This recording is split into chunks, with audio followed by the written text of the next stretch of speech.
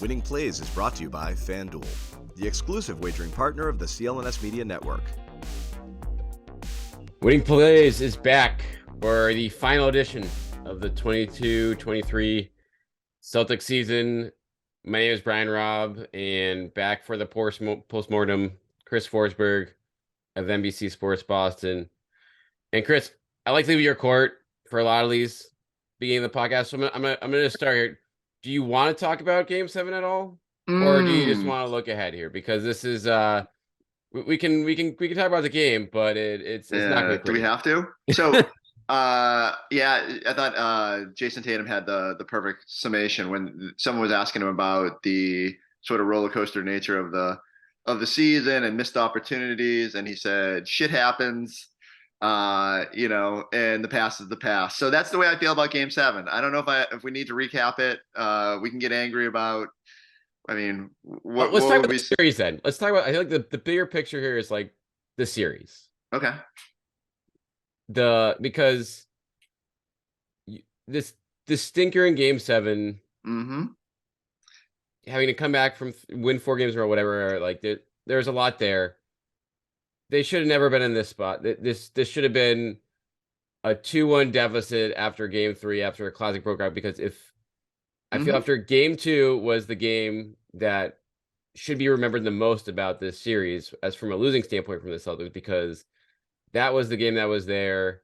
And I feel like Game 1 was there. Besides, then they started fumbling the ball. But Game 2 was like, I feel like the wrong players are on the court for Game 2. I guess. Yeah, that's my biggest thing. And ultimately that just circles back to an encapsulation of the year where, like, we talk a lot about blame pie, and I tell you all the time, like, I know people want to just like hone in on one person. Like, we've had our nights where we're mad at Missoula, and then we're mad at Jalen for 8 turnovers, and then we're mad at Tatum for being inconsistent. I mean, this is what it was for the Celtics. It was up and down and all over the place, and from night to night, you never knew what you were going to get. And ultimately, the coach never consistently put his team in the best position to win. I thought he figured out a little bit as that Heat series went on, made me feel a little bit better about moving forward. And yet, like, everyone's at fault here. Like, they all messed up in some form or another. And so, we kept saying, I mean, how often did we come on this pod or my pod and say, like, it's going to bite them eventually? And somehow they managed to not bite them until a game, and not that it was Game 7 exactly, because like you said, it's the totality of the series. But they ran into a team that does know its identity, does play to a certain standard every night, and was just, the fact that they got hot shooting during that series was enough to fell the Celtics. So, avoidable situation though, and a lot of what could have been will occur this offseason.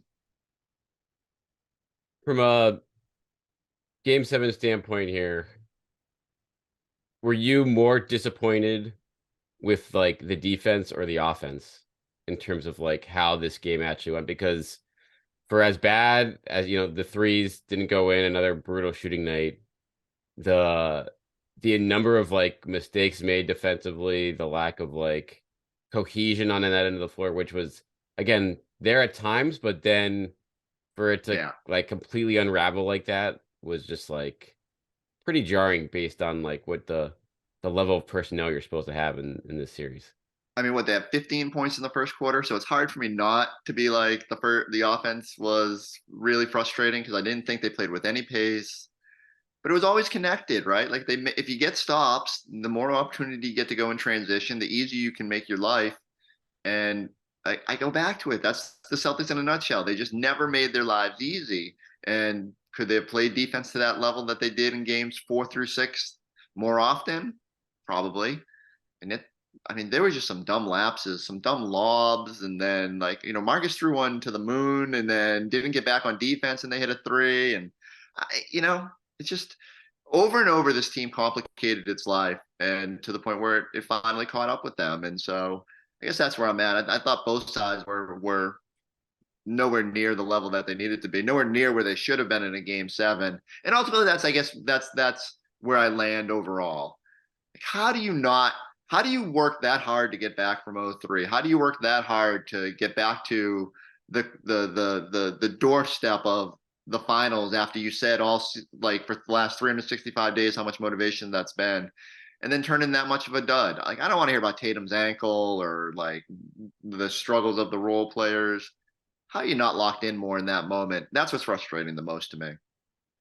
Yeah, it's like the defense that's like one of the controllables. And to your point, like for Effort. them not to be, you saw some of the mistakes on the perimeter and like they were still there throughout the whole series, but they faded a bit in those 4 to 6 games. And then back when it's all on the line again, back when you come out of the gate strong, the Heat are not in a rhythm in those first 6 minutes at all. The score like 6 points, out of the gate until Malcolm Brogdon came into the game, and then it all kind of went haywire from there. And I don't know. I mean, the last thing I'll say about 7 is Malcolm Brogdon. Those 7 minutes, like I don't know how many minutes too long that was, but that Probably was 7. I don't think I've seen an air ball missed by that much before. We had the perfect perspective on press row of like how unaligned that was, and for a guy who you admire the grit, you admire him try to give it, like he's obviously going to try to play, but that's a situation where whether it's a training staff or Joe or whoever, like, or even Malcolm having the awareness, being like, I'm not giving these guys anything. Don't you have to in that situation be like the adult in the room and go like, Malcolm, I know you want to be out there. Yeah, you got to take it out of his hands. Yeah, and so don't even give him the opportunity. It was a little disappointing that, and it's not like it swung the game, but it was just clear from the start that he didn't have it. And like, I know he wants to be out there, but in a moment like that, you just gotta ride with what you got. And on top of all that, Tatum getting hurt in the first play of the game, go figure, when he's been healthy for almost the majority of the season. Even Derek White limping off, just but you put yourself in that position. Didn't have to be at a game 7, and ultimately that's where I fall back on it.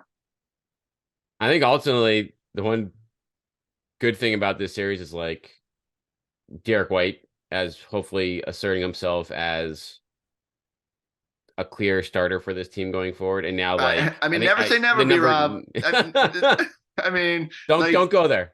It was miraculous he was out there for crunch time in game 6 and got him to the finish line. But look, I think there'll be a lot of I keep saying there'll be a lot of introspection this summer, and I hope everyone from the front office to the coaches will take inventory of how everything played out. And one of the main positives should be, geez, when Derek White's on the court, good things happen. And so hopefully they play him a whole bunch more next year and understand that, like, if you were saying who the Celtics big 3 is right now, are you putting who's in there? Is it like, if you, or the 3 players you want like the most in that core? And I love Marcus Smart. Oh yeah, but like Derek White fits what the Jays do the best probably, and so he needs to be. When is that extension eligible? Is he? That's a good question. I think I want to say it's probably maybe sometime in the fall or something like that. Like that feels right, because he's entering the second to last year of his deal. So if I'm trying to think of the early extensions like Smart did and stuff like that. But yeah, it just feels like if there's one guy you want to kind of lock in and you're willing to pay that money to, Derek White's that guy. Make a fast break to FanDuel during the NBA playoffs, because right now new customers can get a no-sweat first bet up to $1,000. That's $1,000 back in bonus bets. If your first bet doesn't win, you got to get the app. The app's the way to go. It is so easy to use. You get great promotions every day with the app. It's safe and secure, and you get paid instantly. How about that? Instant cash with the FanDuel app.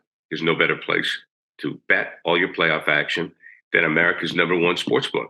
Visit FanDuel.com/Boston and get a no-sweat first bet up to $1,000. That's FanDuel.com/Boston. FanDuel, official sports betting partner of the NBA. 21 plus in select states. First online real money wager only. $10 deposit required. Refund issue is non-withdrawable bonus bets that expire in 14 days. Restrictions apply. See full terms at FanDuel.com/sportsbook. FanDuel is offering online sports wagering in Kansas under an agreement with Kansas Star Casino, LLC. Gambling problem?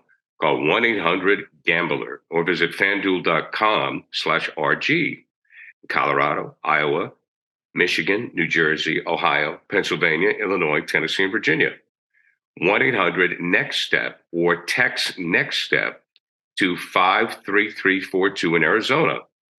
1-888-789-7777 or visit ccpg.org/chat in Connecticut. 1-800-9-WITH-IT in Indiana. 1-800-522-4700 or visit ksgamblinghelp.com in Kansas. 1-877-770-STOP in Louisiana. gamblinghelplinema.org or call 800-327-5050 for 24/7 support in Massachusetts. Visit www.mdgamblinghelp.org in Maryland. 1-877-8-HOPE-NY or text HOPE-NY at 467369 in New York. 1-800-522-4700 in Wyoming or visit www.1800gambler.net in West Virginia. Now let's get back to the show. So looking big picture now, and we'll get into the offseason a ton here, like in the months to come. There's a lot to really get nitty gritty. But that's all people want to hear, right? That's all right? you want to hear right now. But like, I can't help little. but notice, like, for all these quote unquote big decisions the Celtics have ahead of them right now, it's like, okay, Joe Mazzulla, yeah, like rough year, but like, what else are they gonna do? Four coaches, you know, In four coaches years. in 4 years. Can they really do that? It's like, but like, what's the alternative? Jaylen Brown, same situation, Supermax, like, ooh, like they kind of have to give it to him because what else are they gonna do otherwise? But what is that going to look like in a couple years? And so it's, to me, from the front office standpoint, it's like, you are, given how this core has responded in these spots over the years, from a player wise, from a development standpoint, like almost everyone on this roster took a step sideways or a step back this year, I would say. Except Derek White. Except for Derek White. And so now, like, there's a lot on you right here in terms of, like, if you go with the highly favored run it back scenario with some tweaks on the edges there, you risk, I think, slipping back a little bit more here, and then putting yourself in a real tough, conundrum in a year from now if it's like, all right, that wasn't enough still, and we really don't have any options now with the limitations that we're facing with the new CBA coming in. To me, the flip side is if you win a championship in the next 2 years, you've sort of given yourself the, okay, we'll figure it out. Like, you got one. And so, like, if I look at this team and I say, what is their best roadmap to a championship? I don't necessarily think trading Jaylen Brown for random aging superstar or spare parts or whatever the case may be gives you a better chance in the short term. So as much as it's frustrating that this core hasn't been able to take that next step, and despite all these trips to the Eastern Conference Finals, all you have to show is one NBA Finals loss, that, again, you're kind of kicking yourself. I'm not sure I see a better roadmap to definitively being a championship. Now, if something, we can certainly revisit the Jaylen Brown, Kevin Durant thing from before the season, and if a deal like that pops up, like, I'll listen. I still don't know, because I know in the moment I was pretty staunch that you stick with the guy who's 26 and all NBA and all that. But certainly it's worthy to at least ponder what's out there. Like, as I hear everybody start talking about Dame Lillard and stuff like that, it doesn't excite me anywhere near the level of a Durant. So, and then you go the opposite way, and I know Ryan wrote about it this morning, but do you call San Antonio, and do you call, I've seen others call Memphis and ask about Bane, which talk about life coming full circle. I just don't know if those do anything for me. I think you're taking more of a risk there, that now all of a sudden Tatum's looking around going, this is the supporting cast. This is what I got. This is what I got to carry. And there's a chance that goes sideways. So my general, and I know people hate the idea of running it back, but my general inclination is you get Jalen to sign. You say, okay, Joe's back, but we're going to beef up that coaching staff in multiple ways, not just like one addition, probably like a veteran guy, a veteran player who isn't afraid to kind of call Tatum and Brown on their wayward ways. And then, maybe Steven Silas is part of that too, so add some former coaching experience. And then you take a hard look at your core. We were talking about on the drive home last night, like Malcolm Brogdon's probably a negative asset. I don't know what you're getting for him, but if you could move him for a backup center and get off the money a little bit, probably fits more of what you need right now. So those are the decisions that you got to look at. And I do think there's a hard conversation about Smart. But for me, it's pretty much I'm packing up Jason, Jalen, Derek, Robb, maybe Marcus, Hauser, and you're just kind of figuring out the pieces from there, Use Gallo like you should have at the deadline. You brought up that great point last night. Then I started thinking about it and I got mad. And figure this thing out. Like get some more players that fit how you're trying to play, that can mask if you do have to downshift a little bit in losing a Brogdon, and make it happen. Yeah, you look at Tatum's comment on Brown last night too, like all this talk about like they made when they didn't pull the trigger on Durant. I don't even know if like the Nets would ever dealt him to the Celtics in the first place. Right. Like that's they're all. not doing that. But if they're not doing that, like there's nothing else on the table that you're gonna get for Jaylen Brown right now when you have Tatum endorsing him staying here. That is not gonna that's not happening. They're like, you're gonna look at that to you, like as you said, like in a year or two, you have this a little bit of a runway here to like give another crack at it, right, with better parts, better fits around him. But that's not gonna happen. The Joe Mazzulla part of this, and I wrote about this after the Celtics went down 3-0. I think Brad Stevens needs to should be take front and ownership. center here, take some ownership. Yeah. Like this especially when Stoudemire went out the door. And I know it's tough to add people midseason, but and I don't know if it goes up to ownership too, but this is when you have this kind of you pay a head coach's salary for someone to come in here and fill that gap, or pay whoever you want, whether it was Vogel. We've heard all the names. I think all those guys for the right price would have come in here and had done that. And now when you look at how this series played out and the games that slipped away from them, and it starts with the players, but it's the value of having a voice like that on the bench for Joe, and from a player's perspective, it's that's something they're gonna that's gonna sting for a long time, I feel like, and I think that's gonna leave a pretty big mark. I'm with you, and I think we were talking last night about how quick Brad will talk here. I do think probably should get out ahead of it and probably try to do that. I know it's easier to just kind of wait and let people kind of come back to earth, but it would be good if he came out and said, look, I thought I built a good roster, got Malcolm in here, kind of shored up what we thought we needed last year. Injury hit at the wrong time for him, but I failed my coach. I put my coach in a tough spot, and there was a huge talent drain from Ime and Will Hardy and Damon Stoudemire, and then obviously Joe vaulting to the front, and you're left with a group that had, if you go through and total up the number of games of it, of just say playing experience that the Celtics bench had, it's I think it's in the teens of NBA games played. Wow. And the number of games coached is few. And so I just don't think you put your team in the best position to succeed based on that. And Celtics have had a history of not wanting to overpay for assistant coaches, and but the numbers are out there today about what Joe's got left on his contract. You're paying him $4.3 million per year. I think Brad was up at $6 million. So you're somewhere, some money to play with in the past. So, use some of those resources, get a coach that can strengthen that bench that Joe can actually go to and be like, what should I do in this situation? Because I'm not sure he's looking at, and no disrespect to Ben Sullivan and everybody else, but do you trust those guys when they haven't been through the fire completely? Well, I guess Ben won a championship, so it's hard to come down on him. But there's just not a lot of experience on that bench right now.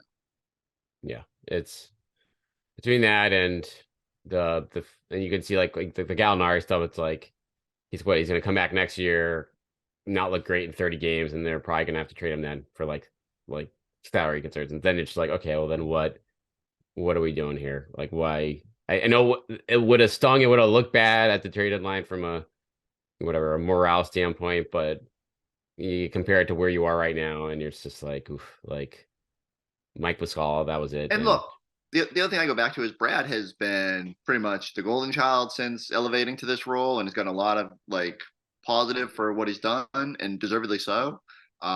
He just kind of has to take ownership that in spots that could have helped the team this year, he didn't do it. And I guess that's what I go back to, like why I'm frustrated with Missoula. The coach can't necessarily save them players from themselves at all times, but he can try. And I don't think Joe always used everything at his disposal, from the timeouts to the way they played, to maximize his team's potential. So I go back to it. Everyone is at fault here, and everyone needs to be better, and they all need to take ownership for it. It's a good point. It's like all year long, Joe's like, yeah, these experiences of like not calling timeout keys, they're going to learn from this stuff. And then you get to game 6 and game 7 of like, this is when it's on the line the most. And the end of that game 6, before White's put back, like that meltdown would have been legendary. But in hindsight, maybe they wish it had happened, because it would have spared them from getting booed on their home court in a game 7.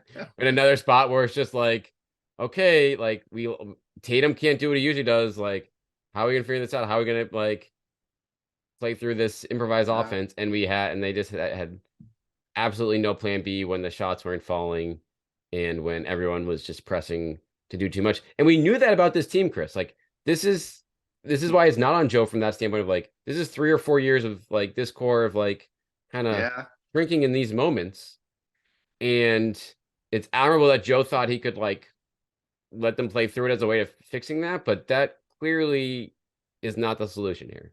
And that ultimately is the only thing that gives me pause with the whole run it back suggestion. Like, again, I think there'll be small tweaks on the outside and getting the money in line for when the CBA does become more prohibitive. But I do worry that just bringing this group back doesn't solve some of their more overlying issues that have lingered through years. So, I don't have any answers for that. Like, help me out. Like, what do they do? Is there personnel? Do they just need someone like a veteran player that can steer them in those moments? Does coaching, is that enough to get them on track? Like, help me piece this thing together, B-Rob.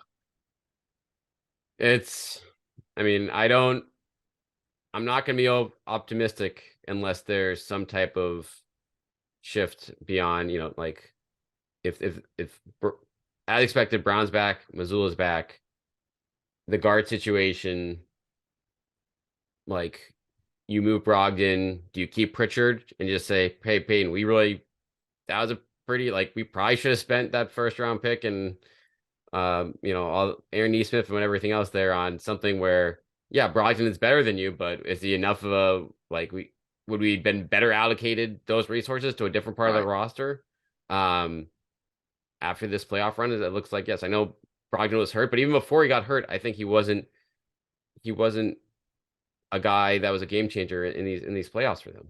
And to give them the benefit of the doubt, there is that it took until the playoffs to realize like what Malcolm Brogdon's limitations were. And like in the regular season, I fell for it. I was like, wow, the scoring punch and just the steadying. He did provide some of the ball security that they didn't have, but then he gets to the playoffs and you just tell teams were targeting him. Didn't always hold up well in those situations. And then when the scoring disappeared because of the injury, it's like, what's he giving you? And that's not fair because he was injured, but just a tough way to kind of finish up there for Malcolm. And just like you said, when you've got $60 million committed to guards, you start looking at the totality of the roster and thinking, man, they probably need that in other spots. What happens with Grant? Oof. I think he's back on a deal that both sides probably aren't crazy about. Like, from a standpoint of like, I don't know where Grant's getting paid, where he wants to get paid, like who's gonna, like guys get offer sheets in restricted free agency, but this is one where the Celtics certainly they can't afford to lose him in terms of how they can replace him. And I don't know if Grant's played well enough this season, given him being jerked around to a point where, like, what team's going to throw like $15 million at him? Like, it's hard to kind of foresee that happening either. That's my issue is like, I would love to tell you definitively if the Celtics should pay to keep Grant Williams, but I didn't see enough of them at the end of the season to necessarily know. And so, the coach complicated matters there where we could never figure out if they were committed to Grant or not. And it was so vital to at least getting that thing to 7 against Miami. So I don't know. It's just every turn they made their lives more difficult at every level than it needed to be. And now, all right, now you got some tough decisions and not a lot of easy answers. I do think so. The qualifying offer is 8. I mean, the reports were that they were willing to go to 11-12 million dollars. Yeah. Before the deadline. I think before the extension deadline. I would suspect they'd be willing to go there because they don't really have another option to fill that role. And yet, does a Charlotte come out of the woods with a $15 million offer and hope they're finding the next Caleb Martin? Gordon Hayward says hello. Yeah. Yeah, exactly. They love former Celtics down there. So, all right, let's wrap up on this then. Jaylen negotiations. There's no negotiation. Is there a negotiation? Is the question. Is there a negotiation? There's none. You can't do that. You want to talk about the quickest way to really mess up your summer? Start playing around with that negotiation. And then I promise you, this team is in a heap of trouble. Like, what are you saving? $2 million a year when you're going to pay a guy $50 million? Like, let's not. So you pay the players that are supermax eligible, supermax money, and you deal with the pain points. So, I mean, I really just think that would be asking for trouble. I don't even think you can think it. I think you just have to. You can think it after that game 7 now. I don't think you can think it after.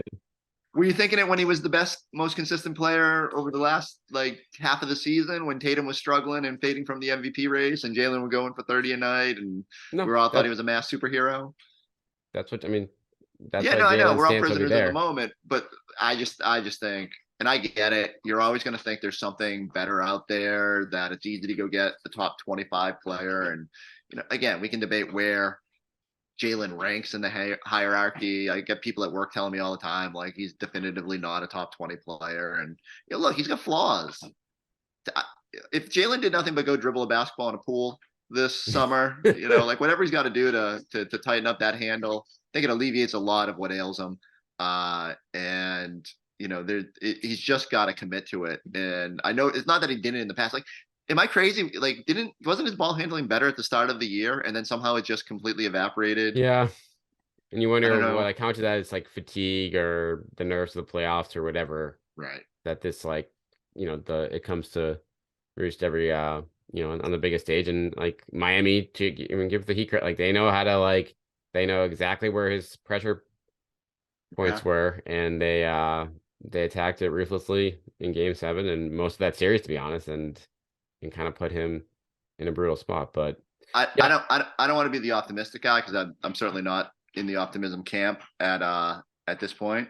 But so let's say they do run it back, and you come back and Robb's definitively better than he was the entirety of the season, and you actually play Grant, and Jaylen and Jason continue to make strides. Are we sure they're that running it back's not the best option? Yeah. I mean, you look at the Nuggets this year as a team of they just kept it together. They kind of took their lumps. Even the Heat, right? The Heat, yeah. So I'm just saying, careful what you wish for. No, I think your logic on that front is the one we're going to see. And the question is, can they get creative around the edges with it? I hope Zaren's ready. This is a big offseason for Zaren. Huge off, to figure all this out while keeping the long-term path to contention open with all these new rules coming into effect. Half of them we don't even know about yet with this new CBA. That's going to be it's going to be some long nights. Trying to Ryan's got everybody in panic mode already. Yeah, exactly. Their window's 2 years. And I'm with them. It is stupid. The second apron is going to make things difficult. I just, for me, it's I'm not very good about looking to the future as a writer or person. So I'll worry about that when we get there. Just next year should be the priority. And that's to me, that means bringing it back and using all your resources and all your savvy cap gymnastics to put this team in the best spot. And let's hope the Celtics are ready for that. Or maybe you hit the lottery with the number 35 pick and find someone who can help you, and you play Hauser. And again, a lot of crossing your fingers in my plan here, but maybe it'll work. You're just hoping for Yamadar to come over and sell things. There's definitely competition between Yamadar and JD Davison and number 35 pick and Juhan Bagaron should be enough to get us through July. Yeah. So, well, stay tuned for that in Las Vegas. Suddenly those games have plenty of meaning now. But in the meantime, Chris Forsberg, NBC Sports Boston. He'll be continues to do it all there. We'll be on all week long on those airwaves, and hopefully we'll be going on a nice vacation soon. I hope I continue to go on a golf course eventually. It's been a rough May, so small blessings. But I wish we were watching this basketball team for 2 more weeks. Unfortunately, we're not. Well, at least they dragged it out for 4 more games for us for fun. Yeah, but fair. All right, thanks all season long, Chris. Thanks to all you guys for listening all season long. We'll be back with you guys again later this week with even more deep dive into the offseason choices that are at hand, and there'll be plenty more of that to come here. CLNS Media's Celtics coverage is brought to you by FanDuel. New customers get a no-sweat first bet up to $1,000. That's bonus bets back if your first bet doesn't win.